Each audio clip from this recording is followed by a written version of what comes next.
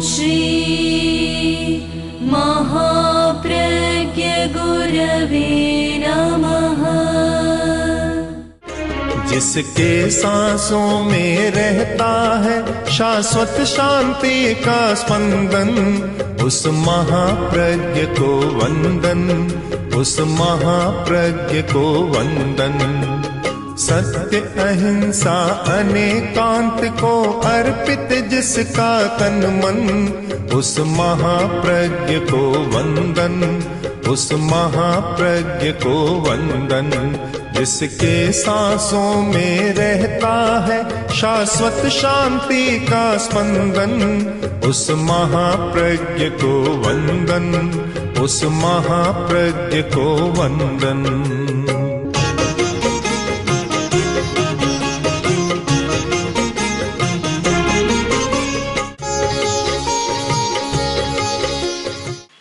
तत्व विद्या के अनुसार हमारी जो 5 अंगुलियां है, यह जल तत्व, दूसरी अंगुली पृथ्वी तत्व, तीसरी आकाश तत्व, चौथी वायु तत्व और अंगूठा अग्नि तत्व।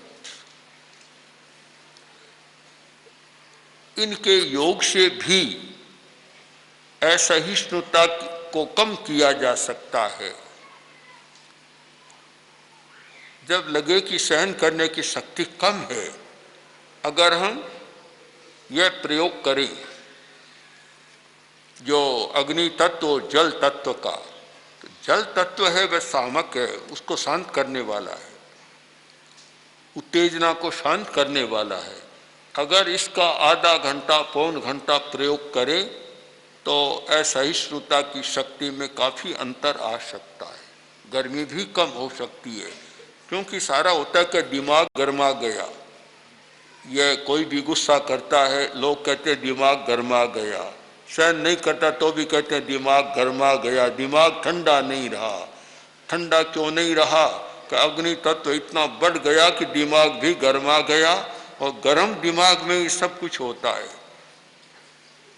हर दृष्टि से यह उचित माना गया कि दिमाग ठंडा रहे। एक सामान्य कहावत भी चलती है कि पैर गरम और दिमाग ठंडा, बस आगे और कुछ कहते हैं तो उसको छोड़ दो। तो दिमाग मस्तिष्क ठंडा रहे। दवा लेने वालों को भी विचार करना चाहिए। ऐसी दवा जो बहुत गर्म होती है वह स्वभाव को भी बिगाड़ती है, दिमाग को भी गर्माती है, और उस समय आवेश, उत्तेजना, वासनाएं भी सारी बढ़ जाती है। तो अधिक गर्म दवा लेने में भी बहुत ख्याल रखना चाहिए। कभी कोई असावधानी होती है तो समस्या पैदा हो जाती है, और जब लगे कि समस्या है तो तत्काल उससे निवृत्त हो जाना चाहिए, उसे छोड़ देना चाहिए।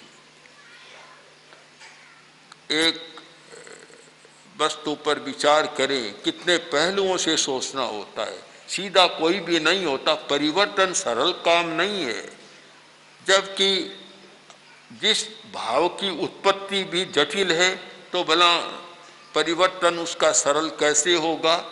उत्पत्ति में जटिलता और परिवर्तन में भी जटिल समस्याएं हैं, और उन सब समस्याओं पर विचार करें सब कुछ ठीक होता है। हमें सबसे ज़्यादा ध्यान देना है बस गले से लेकर सिर तक, ये स्थान है खास। नीचे का स्थान है, यह गला है, वह मन का स्थान है। ऊपर का स्थान भावों का स्थान है, भावों का केंद्र है। एक आदमी बैठा है, उदास है, दूसरे ने देखा आदमी उदास है, क्या हाथ देखने से पता लग जाएगा उदास है? किसी ने पैर देखा और पता लगेगा कि उदास है? हाथ देखा क्या पता लग जाएगा? मुंह देखा तब पता कैसे लगेगा? कि मुंह देखा और आदमी कहता है तो उदास कैसे हो, यह पता किससे लगा?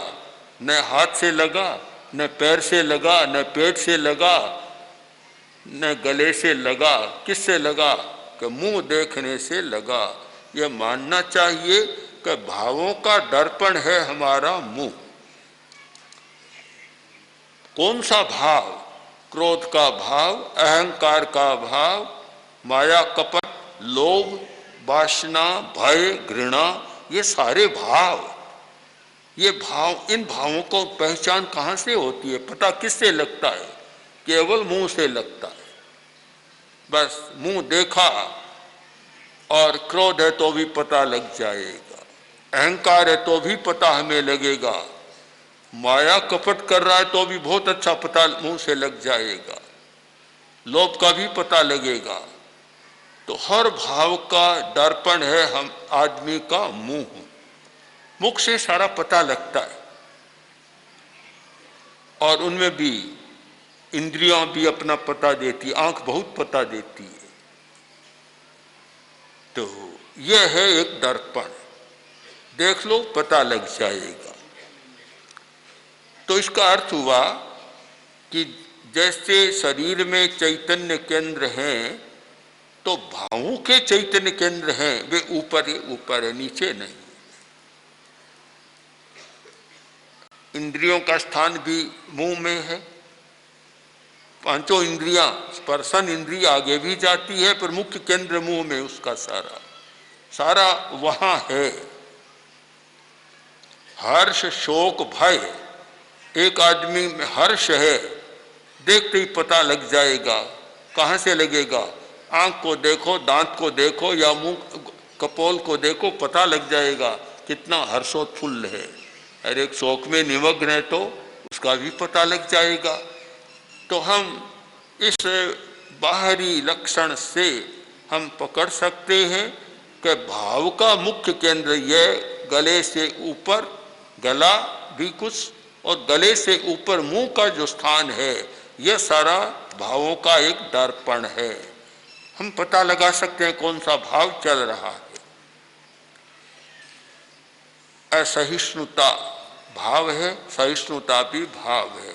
असहिष्णुता नकारात्मक भाव है और सहिष्णुता उसका उल्टा अपोजिट सकारात्मक भाव है। अब उसका विकास करना है, तो विकास के लिए हमें भाव के केंद्रों पर ध्यान देना है। जो व्यक्ति दर्शन केंद्र, ज्योति केंद्र, शांति केंद्र और ज्ञान केंद्र, इन चार केंद्रों पर ध्यान का प्रयोग करता है, उसमें अनेक सकारात्मक भाव जन्म लेते हैं, तो सहिष्णुता का भाव भी उसका जन्म ले सकता है। नीचे के केंद्र उसके लिए जिम्मेवार नहीं है। सहिष्णुता का विकास यहाँ होगा, नीचे नहीं हो सकता। अगर हम इसको मेडिकल साइंस की दृष्टि से, शरीर शास्त्र की दृष्टि से विचार करें तो भाव का मुख्य केंद्र है हमारा हाइपोथैलेमस, जहां की भाव जन्म लेते हैं। और हाइपोथैलेमस से जुड़ी हुई ग्रंथियां हैं पीनियल और पिट्यूटरी ग्लैंड। पीनियल और पिट्यूटरी जो सब ग्रंथियों पर अपना नियंत्रण रखती है। पीनियल ग्लैंड जिसके बारे में अभी बहुत कम जानकारी हो पाई है, अब कुछ हो रही है। पिट्यूटरी के बारे में तो काफ़ी जानकारी है, पीनियल के बारे में कम है। हमारी दृष्टि में हमने प्रेक्षा ध्यान के संदर्भ में देखा, अनुभव किया कि ये पीनियल ग्रंथि हमारी भावधारा से बहुत जुड़ी हुई है। तो ये स्थान दर्शन केंद्र, ज्योति केंद्र, शांति केंद्र, ये सब पिट्यूटरी और पीनियल ग्लैंड को प्रभावित करते हैं। और ज्ञान केंद्र पर ध्यान हाइपोथैलेमस को प्रभावित करता है। तो इन केंद्रों पर हम ध्यान करें या सुझाव दें, जिस गुण का विकास करना है उसका सुझाव दें, तो उसमें परिवर्तन की संभावना है। जैसा कल कहा था परिवर्तन के लिए एक है सकारात्मक दृष्टिकोण का विकास और दूसरा है हमारे शारीरिक और मानसिक और भावात्मक स्थितियों का परिवर्तन। तो जब हम दर्शन केंद्र पर ध्यान करते हैं तो उससे पिट्यूटरी ग्लैंड प्रभावित होता है, एक परिवर्तन होता है। परिवर्तन का यहाँ से प्रारंभ होता है हमारा भावात्मक परिवर्तन, आदतों को बदलना, स्वभाव को बदलना, आदतों में काट छांट करना, नई आदतों का प्रत्यारोपण करना, यह सारा कार्य यहाँ से शुरू होता है, जिसे हठ योग में कहते हैं आज्ञा चक्र, और प्रेक्षा ध्यान की भाषा में है वह दर्शन केंद्र। ये बहुत महत्वपूर्ण यहाँ से प्रारंभ होता है दर्शन केंद्र। यहाँ ध्यान करें, कायोत्सर्ग की मुद्रा में बैठ गए, शरीर को बिल्कुल ढीला छोड़ दिया, कंठ का भी कायोत्सर्ग कर लिया, कंठ को भी बिल्कुल शिथिल कर दिया। और कंठ का शिथिलीकरण बहुत जरूरी है। पूरे शरीर का कायोत्सर्ग करते हैं वैसे कंठ का कायोत्सर्ग, कंठ पर ध्यान केंद्रित किया और कंठ को बिल्कुल ढीला छोड़ दिया। इसका अर्थ है मन को हमने शिथिल कर दिया और मौन भी कर लिया, वचन भी शिथिल हो गया। एक मौन वह है कि न बोलना, एक मौन वह है कि स्वर यंत्र को शिथिल कर देना। न बोलना यह मौन तो एक स्थूल मौन है, उपचार से हम मौन कहते हैं। न बोला, बोला नहीं, लाभ तो है कि बोलने में जो शक्ति खर्च होती है वह नहीं हुई, किंतु पूरा लाभ नहीं होता। पूरा मौन कौन सा होता है कि जब स्वर यंत्र को शिथिल कर दिया। एक आदमी मौन तो कर रहा है, खूब सोच रहा है दिन भर, तो स्वर यंत्र तो काम कर रहा है, भाषा तो काम कर रही है, पूरा मौन कहाँ हुआ? जिसको कहते हैं काष्ठा मौन, काष्ठा मौन यानी परम कोटि का मौन, वह है स्वर यंत्र को निष्क्रिय कर देना। तो कायोत्सर्ग कर लिया। अब कायोत्सर्ग के बाद एक आसन में बैठ गए, कायोत्सर्ग किया। अभी आप कर सकते हैं प्रयोग कि आसन में बैठे हैं, स्थिर स्थिर, हिले डुले नहीं, कायोत्सर्ग की मुद्रा, शरीर को बिल्कुल ढीला छोड़ दें और साथ साथ कंठ पर भी ध्यान दें और कंठ का भी कायोत्सर्ग, कंठ को भी बिल्कुल ढीला शिथिल कर दें। तो मन की शिथिलता हो गई, वचन की शिथिलता हो गई, काया की शिथिलता, तीनों की शिथिलता, शिथिलीकरण। इस स्थिति में दर्शन केंद्र पर ध्यान करें। दर्शन केंद्र दोनों भ्रिकुटियों के बीच जो दर्शन केंद्र का स्थल है, वहाँ ध्यान जमाएं। पहले धारणा करें, 1 मिनट धारणा में लगाएं।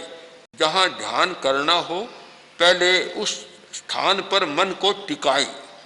जब तक स्थान को नहीं पकड़ेंगे मन चंचल ज्यादा रहेगा। पतंजलि ने ठीक कहा, देश बंधस चित्तस्य धारणा, चित्त का देश बंद कर दो, एक स्थान पर उसको बांध दो। जैसे बछड़े को खूंटे पर बांधा जाता वैसे बांध दो उसको। तो चित्त को मन वहां टिकाओ। टिकाने के बाद अब एक संकल्प करो दीर्घ श्वास के साथ कि सहिष्णुता की शक्ति का विकास हो रहा है। 3 बार इसको दोहराओ, सहिष्णुता की शक्ति का विकास हो रहा है, सहिष्णुता की शक्ति का विकास हो रहा है। और इस संकल्प को फिर दर्शन केंद्र के भीतर ले जाओ। फिर बोलो मत, भीतर देखो, गहराई से देखो और ये देखो जैसे भीतर लिखा हुआ है जो संकल्प किया कि सहिष्णुता की शक्ति का विकास हो रहा है वह भीतर लिखा हुआ है और उसे पढ़ते रहो, पढ़ो उसे। छोटा बच्चा नवसिखुआ विद्यार्थी जैसे ए आ ई ऐसे धीमे धीमे पढ़ता है, वैसे भीतर बिना बोले लिखा हुआ है जैसे सहिष्णुता का विकास हो रहा है। एक एक अक्षर को धीमे धीमे पढ़ते रहो, पढ़ते जाओ, पढ़ते रहो और ध्यान और भीतर की तरफ, इतना भीतर, इतना सूक्ष्म बना दो।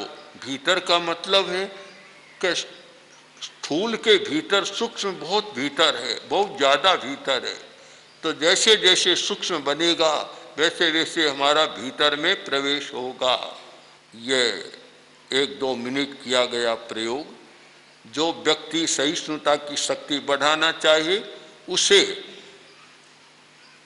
5 मिनट, 10 मिनट और अभ्यास करते करते 15 मिनट, 20 मिनट, आधा घंटा तक इसको ले जाए और आधा घंटा तक यह दर्शन केंद्र पर प्रयोग करे और 3 महीना तक निरंतर करे, तो फिर आप देखिए कि उसमें सहिष्णुता कितनी बढ़ती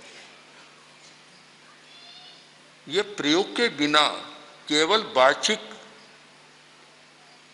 आंदोलन से, वाचिक मंथन से यह नहीं होता। इसमें यह प्रयोग और यह प्रयोग एड्रिनल ग्लैंड को भी प्रभावित करता है, उसके जो एड्रिनलिन स्राव को भी कम करता है, नियंत्रित करता है, उत्तेजना को भी कम करता है और सारी स्थितियां बदलती है। तो यह शक्ति विकास के लिए, सहिष्णुता के विकास के लिए बहुत महत्वपूर्ण प्रयोग है दर्शन केंद्र का ध्यान। और इससे आगे जाएं तो 3 ध्यान केंद्र और हैं, ज्योति केंद्र, शांति केंद्र और ज्ञान केंद्र। ये 4 मुख्य केंद्र हैं जहाँ हम जितने हमारे नकारात्मक भाव है, असहिष्णुता, अहंकार, माया, छल कपट, लोभ, अति लोभ, घृणा, भय, अति भय, वासना, अति वासना, इन सब का परिष्कार किया जा सकता है और परिष्कार करने के ये साधन है। ये हमारा ध्यान का प्रयोग। एक प्रयोग है सहिष्णुता का, सहिष्णुता की अनुप्रेक्षा, जो बहुत प्रचलित है, बहुत परिचित है, लोग उसका भी प्रयोग कर सकते हैं। इन केंद्रों पर सहिष्णुता का प्रयोग कर सकते हैं, उस अनुप्रेक्षा का प्रयोग किया जा सकता है। आप अब सारी स्थिति का पुनर्अवलोकन करें कि जिस व्यक्ति के मन में इच्छा पैदा हुई कि मुझे सहिष्णुता की शक्ति को बढ़ाना है और असहिष्णुता को कम करना है, क्योंकि असहिष्णुता के कारण व्यक्ति सही काम नहीं करता। एक लड़का जिसमें सहन करने की शक्ति नहीं थी, बार बार गुस्सा करता, उत्तेजना करता, क्रोध करता, लड़ाई झगड़ा करता और उसका शरीर भी खराब हो गया। जहाँ ज़्यादा उत्तेजना है वहाँ शरीर भी खराब होता है, शरीर के अवयव भी खराब होते हैं। तो पिता ने बहुत समझाया पर मानता भी नहीं है। एक दिन पिता भी गुस्से में आ गया और बोला कि या तो तू ये आदत बदल, नहीं बदलेगा तो चांटा खाएगा। लड़का बोला, पिताजी वैद्य जी ने मनाही की है कि दूध के सिवाय कुछ भी नहीं खाना, तो मैं चांटा कैसे खाऊंगा, मुझे खाना नहीं है। उसकी सारी उल्टा ही रास्ता, नकारात्मक ही सारा हो जाता है, ठीक बात को वह सोच ही नहीं पाता। तो हम सहन करने की शक्ति का विकास करने के लिए फिर एक बार सारी स्थिति को देखें कि हमें किन किन पर ध्यान देना है, प्रयोग करना है। सबसे पहली बात, फिर आहार पर पूरा ध्यान देना है, आहार का विवेक करना है। मुझे तो आश्चर्य होता है कि लोग धर्म की तो बड़ी बड़ी बातें करते हैं, आहार के बारे में कुछ नहीं जानते। अरे जब आहार के बारे में नहीं जानते तो तुम धर्म की बड़ी साधना करते हो, वह तुम्हारी सफल नहीं होती, व्यावहारिक हो जाती है, द्रव्य हो जाती है, भाव नहीं होती, भाव नहीं होती। और भाव के बिना जो फल मिलना चाहिए वह नहीं मिलता। मुझे कल्याण मंदिर का वह पद्य बहुत बढ़िया पद्य लगता है, जिसका मैं शायद वर्ष में सैकड़ों बार प्रयोग कर लेता हूँ कि तस्मात् क्रिया प्रतिफलन्ति न भाव शून्य। हम क्रिया तो करते जा रहे हैं पर क्रिया का फल नहीं मिलता। बहुत लोग कहते हैं हम इतना करते हैं पर कोई लाभ नहीं मिलता। लाभ कैसे मिले? तुमने भाव क्रिया करना सीखा ही नहीं। भाव शून्य तस्मात् प्रतिफलन्ति न भाव शून्य। भाव शून्य क्रिया फलित नहीं होती, फल नहीं देती। माला जपता है, भाव कहीं दूसरी जगह, तो वह कबीर की भाषा में कि अंगुली चल रही है मनकों पर, मन और भाव कहीं दौड़ लगा रहे हैं, भाव कहीं दूसरी जगह, तो फलित नहीं होती। ये बहुत जरूरी है कि हमें साधना के धर्म के तत्वों पर भी विचार करना चाहिए, साधक तत्वों को जानना चाहिए। तो उनमें शरीर प्रमुख है, शरीर और आहार और श्वास, इन तीनों के बारे में हमारी अच्छी जानकारी होनी चाहिए कि शरीर का कौन सा अवयव विकृत होता है और कौन सा नकारात्मक भाव पैदा होता है। बहुत गहरा संबंध है, क्योंकि सारा शरीर से ही तो जुड़ा हुआ है चैतन्य भी। और कौन सा आहार करने से कौन सा भाव पैदा होता है, यह भी एक बड़ा विषय है। आहार का विवेक, क्या खाना चाहिए क्या नहीं खाना चाहिए, स्वास्थ्य की दृष्टि से भी और साधना की दृष्टि से और ज्यादा विवेक करना जरूरी। दूसरी बात, तत्वों का ख्याल रखना। ये जरा जटिल तो है कि कौन सा तत्व अधिक काम कर रहा है, किंतु तत्व विद्या के अनुसार इसको भी जाना जा सकता है और जानने की कुछ पद्धतियां और विधियां भी है जिससे पता लगे कि कौन सा तत्व ज्यादा काम कर रहा है। और ये ध्यान रहे कि पृथ्वी तत्व या कोई भी तत्व है, जल तत्व, ये काफी सहायक बनते हैं साधना में, किंतु अति इनकी भी अच्छी नहीं है।